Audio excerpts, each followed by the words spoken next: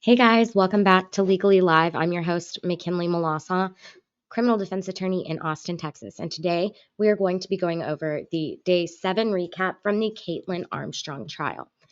I was in the courtroom for most of the trial, and today we're going to be going over some of my notes. I thought that would be the easiest way to go over it. I'm filming this after the end of the trial, but I didn't get to update you guys, so I'm just going back and redoing all the days. So let's get into it. So day 7, we started off, if you remember from the end of day 6,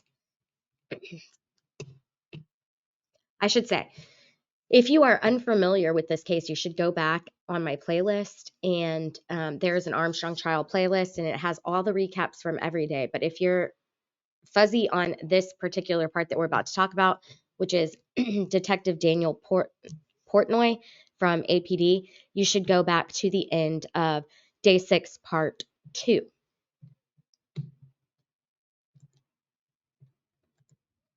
Okay, so on the stand was Detective Portnoy, and he started discussing the extractions he did on the devices.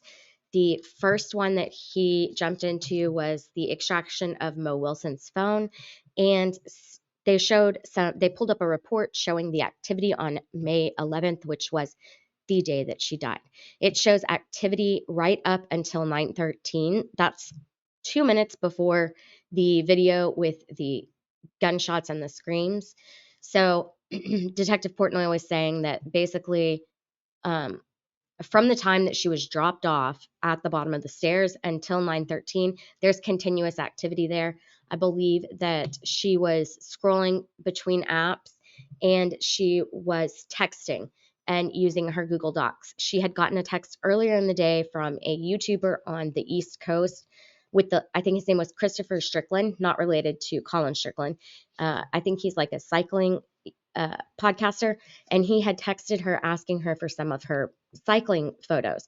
So later on in the evening, when she gets home from going to Deep Eddy, she goes into her Google Drive, she gets the photos, and then she sends them to him. And then she sends him a text saying that she just dropped those cycling photos over to him and that she hopes those work. And then that was the last text that she ever sent. The next extraction that they talk about is the extraction report from Kaitlin Armstrong's phone. It shows that her phone was turned off from 7:30 p.m. on the 11th until 9:47 p.m. And this 9:47, if you'll recall from the animation video that we discussed, this is when we see her pull off to the side of the road for a second, right before she puts the vehicle into park for the final time on the 11th at she and Colin's house. Then they talk about the iPhone 11 report belonging to Kaitlin Armstrong. And there's a report apparently of 30 images or something. And so they're going over one of them, and it's an image of a person on a bike. I'm pretty sure it's Cash. I mean, not Cash. Mo. Portnoy says that materials, so this they found from the cached items. And Detective Portnoy says that material saved in the cache isn't purposefully saved by the user. It is possible that the iPhone 11 was looking at an image like the Instagram thumbnail, and not like actually clicking in and looking at all of them. So there's multiple photos of Mo Wilson that are saved in the cache from Kaitlin Armstrong's iPhone 11. And then he says that means that she viewed these photos, but later he's going to say something different. So who knows? Photo on iPhone 11, which is Kaitlin Armstrong's. Photos sent or received by this device via text on 1/13/22. And he describes the photo as depicting an individual at a shooting range. And yeah. Strickland's call log, it has a phone call from Armstrong at 4:42 p.m. This is when he was still at the doctor's office. I think it was like a 3.5-minute phone call or something. And then Armstrong called him again at 6:24 p.m. and he did not answer that call. At 9:07, he gets a call from, and it's saved in his phone as Alan Abel owner, and it lasts 8 minutes and 58 seconds. And a reminder, the gunshots are heard at 9:15. So this phone call is ending around the same time the gunshots are heard, but I think it's actually like he's on the phone while the gunshots are heard. But this Alan Abel owner is actually, I believe, Kenneth Allen Burrows. We've heard from him before as a witness, and he testified that he had gone over to, he called Colin on his way home from Houston, and the call dropped after 8 minutes and 58 seconds when he was getting on to 71, and that's the reason that he didn't continue the phone conversation, but he was going over to Colin's house later that night to borrow a bike part, and he did indeed go over to Colin's house later that night and borrow the bike part, and he said he saw Kaitlin and Colin talking through a window when he went into the garage to pick up the bike part. Then court viewed an entire spreadsheet from Colin's phone extraction that shows blocked contacts. There was a list of 98 contacts that are blocked. We previously heard in testimony, I think from Colin, that it was like a number in the 70s, I believe. The jury was also shown a contact with Mo Wilson's email address that was on the blocked list, but it was pointed out that Christine Wall was not blocked, and Christine Wall is the name that he changed Mo Wilson's contact to in his phone in order for Armstrong to not know that he was communicating with Mo. Then there's an S8 device, and they say it's an iPhone SE22 model. It's either brand new or factory reset. And then it says appears to be brand new because received new box along with chargers. I think that there's other testimony though that it was actually that they think it was wiped clean on the 29th. So it's hard to know if it was new or if it was wiped clean. They also received 2 SIM cards with this phone. It's the only phone that he received more than 1 SIM card for, and there was no backup. He testified that there was an oddity with that some of the numbers on the SIM card did not match up with another element on the phone, but there was a phone number associated with this SIM card, and he found the number belonged to someone listed as a K Armstrong. He did so he tried to extract Kaitlin Armstrong's laptop, but it was encrypted. Same thing with Mo Wilson's. It was encrypted. Hers was the Lenovo ThinkPad. I believe Kaitlin's might have been an Apple. I'm not sure.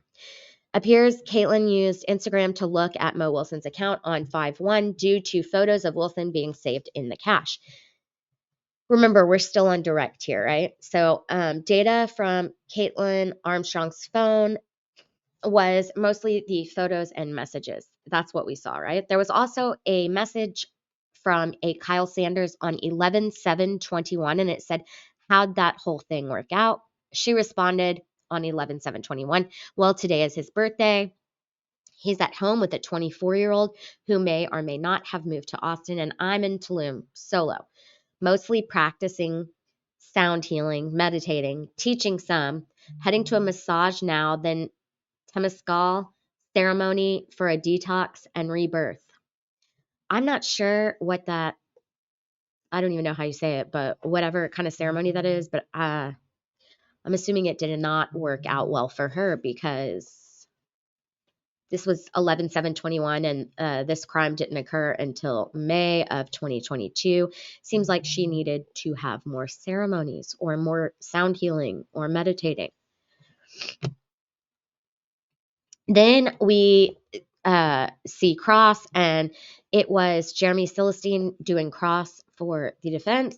He asked about the 30 image report, which showed KA looked at the photos of Mo Wilson on 5/1. And then he asked why Portnoy said that it was very much possible that the Wilson photos were in the cache because Armstrong was looking at Instagram, and Portnoy said he's always careful to, in explicitly saying anything is 100% when I look through data. Then Jeremy points out that merely scrolling through on Instagram could create a cached image, and Portnoy agrees. So the point that they were making here is that you could be scrolling through your regular feed on Instagram. You don't actually have to go into somebody's profile and look at the actual photos. They didn't say it in that many words, and probably because they didn't want him to point out that, you know, or they, I don't know. I'm thinking they probably didn't want the state to come back and point out that these photos were like, they were not showing up on her feed. Because, on Instagram, photos show up on your feed based on how recently they were posted. So if there's 30 images of Mo in her cache items, I'm not sure Mo even posted 30 Instagram photos between May 1st and May 11th. That would seem excessive. So it seems like she would have had to have opened it up and gone in there. But anyway, they were trying, and you have to give them credit for that, right? Then Jeremy asked about a photo of a scantily clad woman that was wearing like shorts and pants and a bra. And he wants to know if the detective understood the context. And he said no. Then he explained that he really actually didn't know very much about the case. Jeremy asked if the phone powering off on 511 means that it was actually manually powered off. And he says he can't prove that. It could have been the battery dying. Then the defense questions the reliability of the software used to track Caitlin's Jeep. And that was the one that the jury saw the animated map on Thursday. And also, they questioned his process of analyzing raw data. Then on redirect, he's asked about multiple scenarios where it's not legal to extract data. And then I said they're trying to get at they didn't need a warrant argument I was making, and apparently they were making it today. Well, actually, that's confusing. So my notes are confusing. What they're saying here is, and I don't know if defense made the argument, I think they did just before in cross, that they were trying to establish that you actually that like Colin's computer wasn't given to Portnoy to extract because they decided not to get an extraction from it, but it wasn't because they needed a warrant and didn't have one. In fact, they had consent for Colin's computer. So I think that's what they were trying to get at. I'm not sure if it came across super clearly. But yeah, so that's why they're asking this in redirect. And again, they didn't even ask this question super clearly. But the detective agrees with them that it's correct that there's multiple scenarios where it's not legal to extract data. He also said that he's not the one that decides which devices he is going to do an extraction on. That's the detectives, the DA, or the owner of the device that make that call. He just does the extraction. And then I said, but in this case, the owner of the device, that laptop, gave consent to extract his laptop, so they didn't need probable cause or search warrant. He then he agrees with the state that his GPS data is reliable, which obviously I'm going to believe that if the detective's telling me. They ask if he manipulated the data to get a specific result, and he said he can't change the data to fit the case better. The reason that they're asking this is actually because Jeremy asked on cross if the detective had actually seen data points, or if he had gone back to the scene and like collected information which he had already been told was relevant, and then used data points from the GPS that matched that. And he said something like his response was something like that, which is really sketch to me. And then Jeremy said something like that he was trying to fit the case better, or like he was making the evidence fit the case better, and Portnoy was like, no, I wouldn't describe it like that. And so they're trying to say like, hey, that's not true, right? Sometimes data initially received does not become significant until later in the investigation. This is the reason that they're answering this question. And then he says sometimes data can get lost, is because when asked, so Jeremy also asked on cross if there was any tracking like location tracking apps on Colin's phone? And the detective said no. And then they said, was there any on Caitlin's phone? And he said he didn't look for that data because the extraction report was already complete. And that seems crazy. But that's why they're asking this, right? So I'm not sure if he's trying to say, well, I think what he is trying to say is he's trying to say that some of the data did get lost, because if you remember, this extraction that they did on this iPhone of Caitlin's, he said was very limited, right? So I think he's saying like that probably wasn't even on there. But also the state's trying to give him an out to say, you didn't realize that that was going to be relevant to the case before you did the extraction report, right? And he's like, right. And then on cross, they say, but the owner can consent to a search extraction. Hold on one second. Okay, we are back. So then the state asks, how often is trial and error a part of your process? And he says it's a big portion of their job. So I guess that's why they reverse engineered the GPS. No, I'm just kidding. I don't know if that's what they did, but it did seem a little sketch. So then on cross, I think this is recross, maybe. I don't know. Jeremy says the owner can consent to a search extraction. You don't need a search warrant, or it can happen because of a search warrant. And then in that case, you don't need consent. And Portnoy agrees to both. Probable cause that someone has committed a crime is not a requirement in all cases. And he says no. See, these questions though, the thing is like they could just be asked in a clearer way, like not so convoluted, I think. A lot of times during this trial, the cross-examination questions have kind of gotten lost. The point has gotten lost because they use way too many words and just go about the questions in such a roundabout way. I think they forget that you can you can ask leading questions when you're doing cross-examination. And that could be because they are all former prosecutors. And like I've said before, prosecutors mainly they're mainly doing direct, right? Because a lot of times a defense doesn't really have very many witnesses, if they have any witnesses at all. So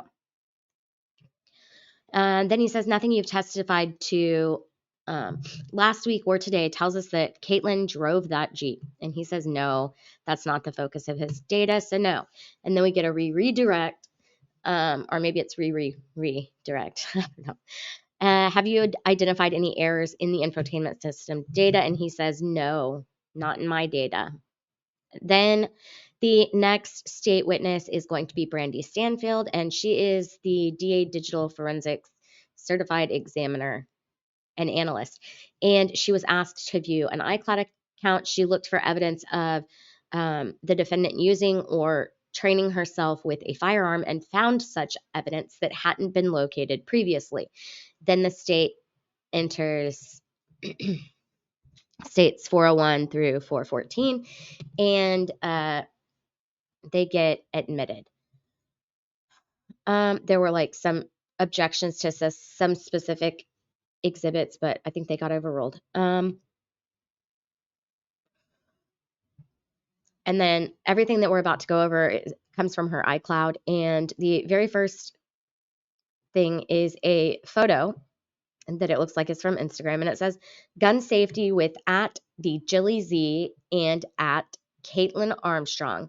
Hashtag bang bang. And it is a picture of Kaitlin Armstrong standing in somewhere in like a living room or something, pointing a gun. I think she might even have one eye closed, but she's like standing there with her legs spread, holding the gun, pointing it. It's from 1/12/22 at 5:37 p.m. and it appears to be from her sister's Instagram story. The next thing that we looked at was a sign-in book that it was some kind of sign-in book, and it was under the name Allison Page. She had signed in somewhere. Now, I and other people in the courtroom heard them say that it was from a gun range, but the date on it is 6/10, and it's also under Allison Page, which is a name she used in Costa Rica. And on 6/10, she would have been in Costa Rica, and I have seen no evidence that she took a firearm to Costa Rica. I think that would have been a big red flag. And I didn't hear anything about her using a gun range in Costa Rica. That just doesn't make sense to me. And then some other people in the courtroom heard that it was a sign-in sheet for yoga, and another person heard that it was for the hostel. So who knows? Then there's a picture of her face. So then there's a bunch of pictures of her face from after the surgery, right? One of them shows some stitches at her temples. Um, they start at 6:23, and I think they might continue until 6:26, right? Just in different kinds of poses. They're all selfies, and one of them is a script for Allison Page from Jorge Padilla, and it is emailed to her weird email. There's a lot of bandaging around the nose. I mean, it's very clear that she had a nose job and apparently also a brow job. And you see lots of bruising under her eyes and blood around her nose. And also, it looks like there is some packing in her nostrils. In one of them, she's got like earphones in, and it looks like she's listening to music or something. She has a hoodie on, and she's doing like a pouty face to the camera in her selfie. It also looks like her lips are swollen, like maybe I mean, they could just be swollen from the procedure, or maybe she actually like had some filler in them. I don't know, but she was definitely doing the pouty face. Then we see a DVD of images that were found on the forensics report from Apple iCloud, and these are all messages from the WhatsApp application, and they're all going to be between Ari, which is Kaitlin, and Universal P, which is appears to be a cosmetic surgeon scheduling person. It's from the iCloud dump, and the local user um, is Ari. That's her, right? And then the Universal P is going to be the doctor's office. Ari was asking about pricing and availability for rhinoplasty surgery, and she wants to know how much she can expect to pay and how long the procedure takes. Then she says she was expecting it to be closer to 3K, because I think they said it was between 3K and 6K. That these messages were from 6/7/22. She was trying super hard to get everything done on the same day. She was very insistent that she wanted to have a consultation date. She wanted her appointment for the consultation to be on the same day that the surgery room was also available, and she just like would not let that go. She apparently, so she tells Universal P that her name is Ari Roberts on 6/8/22 at 6:53. Her doctor's appointment was like with Dr. Madeline, and that was the last communication regarding that on WhatsApp. Then Kofor did cross for the defense. He pulled out states 402 and shows it to the jury, but he doesn't actually walk it over there. And it's like it was a piece of, it was like on a piece of paper, right? He didn't put it up on the Elmo, so they couldn't see it. And then he starts questioning the witness about it, and he's asking about if it's from social media account and what's the name at the top of it, asking if it was from Instagram. Does it appear to be a screenshot of an Instagram account or something different? And he asked what the name is. She says it's Stories of Christy, and there is a pic of a woman next to the profile, correct? Yes. Does the hair appear to be curly or straight? And she says, from that distance and size, I can't tell. And then he says there's two accounts tagged, Kaitlin Armstrong and Jilly Z. It says add to your story, right? And she says, okay. Does it appear someone took a screenshot of this photo? And the witness says, yes, that appears to be. And does it appear to you that Christy posted this? And the witness says, I guess. So what he's trying to say is that the date, he says, like, so you can post these things way after the date that the photo was actually taken, right? So this story could have appeared months later after the photo was actually taken. And I said lots of nothing from defense on that cross. It really was lots of nothing. The next witness is David Lupino. He was the general manager of the range at Austin in Austin. And it's a shooting range, a clothing store, and some kind of a club. It sounded like he said product club, but I don't know. He's been the GM since 2018. States 417. It's a business records affidavit pertaining to the range. And the judge looked through all of it, and then I think they came back and like the state came back and like again wanted to emphasize what date it was handed over to the defense. Anyway, we get to see a commercial invoice for how much ammo from Ammo Inc. The range bought on 12/26/21, and then we also see another one for how much was sold during that time period, I guess. Um, or no, on that date. It was for items sold on that date. And then on 1/12/22, we get to see everything sold at the range on that day. And they sold 29 boxes of this ammo from Ammo Inc. for the 9mm on that day.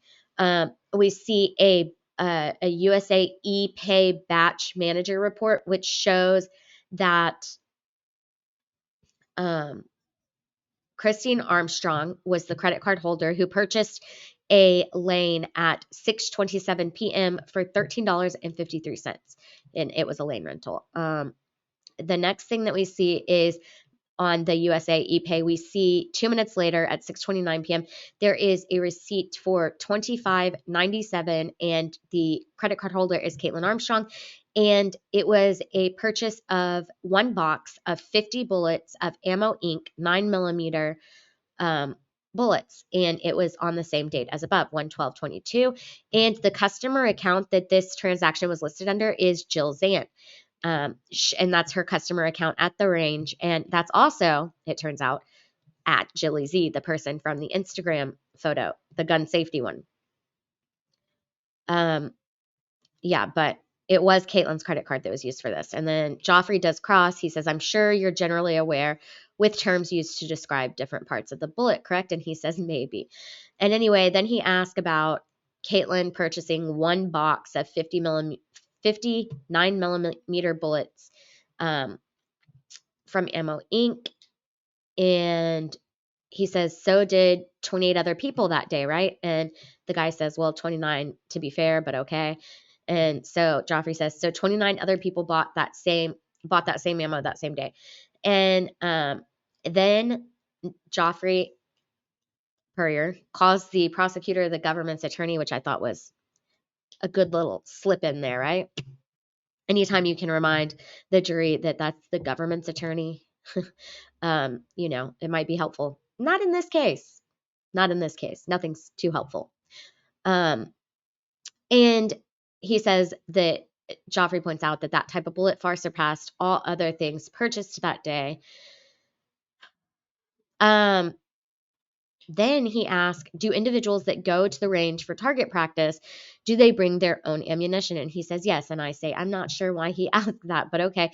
Because Caitlin's defense is saying that she went to the range for target practice that day. I'm like, so why would they have asked that question? Because then the witness says, yes, they do take their own ammo to the shooting range. And then that's just going to leave in the jury's mind that she had all these bullets.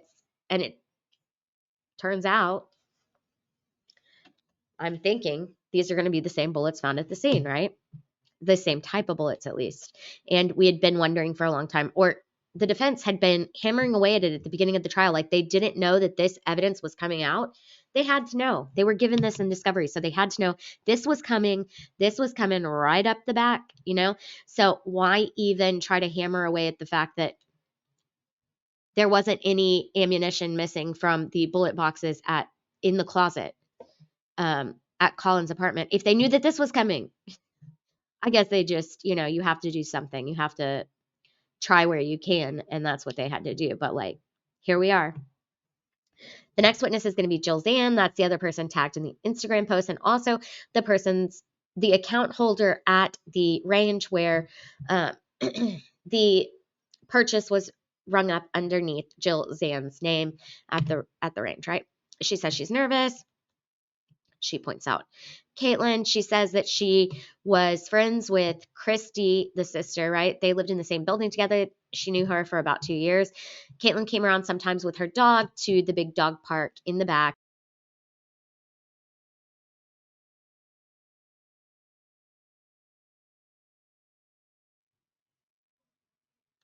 would all use the dog park. They would all be there with their doggies. I'm not sure why the internet is doing this. Like, it's not even supposed to be on wireless internet, so that's weird. Anyway, we'll just keep trying to go through this until we lose internet again. Certain familiarity with firearms. She says yes, her boyfriend in California taught her to shoot. She also shot air rifles at camp, and eventually she purchased her own gun. She shot many guns many times and usually goes to the firing range. She used to go to Reds until it closed, and now she goes exclusively to the range. She said Christy contacted her casually to go to the range and said that Kaitlin had just gotten a firearm, and they set up a time to come to Zan's apartment so that Zan could teach Kaitlin the rules regarding firearms and gun safety, because she said that the shooting range was too loud to communicate that information. She said that she taught her loading, safety, how to lay the gun before turning around, and how to load and get ammo. And they met at her apartment in January of 2022 for a gun safety session, and that the sisters brought Kaitlin Armstrong's 9mm pistol. It was a black gun. She explained use and care to Kaitlin and her sister, and they handled the firearm in the apartment. Then they went shooting. They went to the range to fire the weapon. They rented a lane. She took her own gun. The black 9mm was also taken, and she took her own ammo with her. She doesn't remember if the sisters if Kaitlin or Christy bought ammo. She said she doesn't recall. She says that the target was placed at 7.5 yards. She knows this because there's a digital readout on the side of the lane, and so you can see it in the pictures.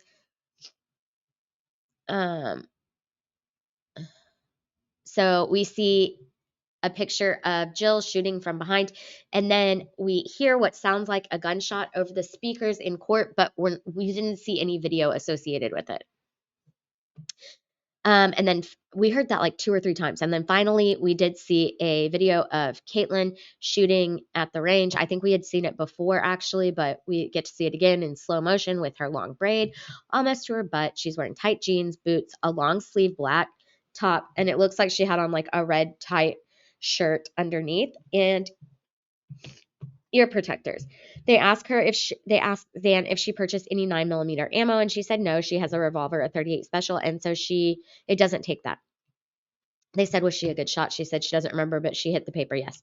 Then Kofor has her on cross and says, was it the same day y'all went to the range when they went to your apartment for gun safety? And she says, yes. You had met her a few times before that, right? And then she describes her as relaxed, casual, normal. The interactions, relaxed, casual, normal, dog parky. Her demeanor on this day which was the longest time she'd ever spent with her, was calm, nice, and friendly. There were no issues that gave her pause about teaching Kaitlin gun safety. And she and her sister both paid attention and really soaked in all of the training and teaching and tried to implement all of her corrections. They were eager to learn and follow instructions.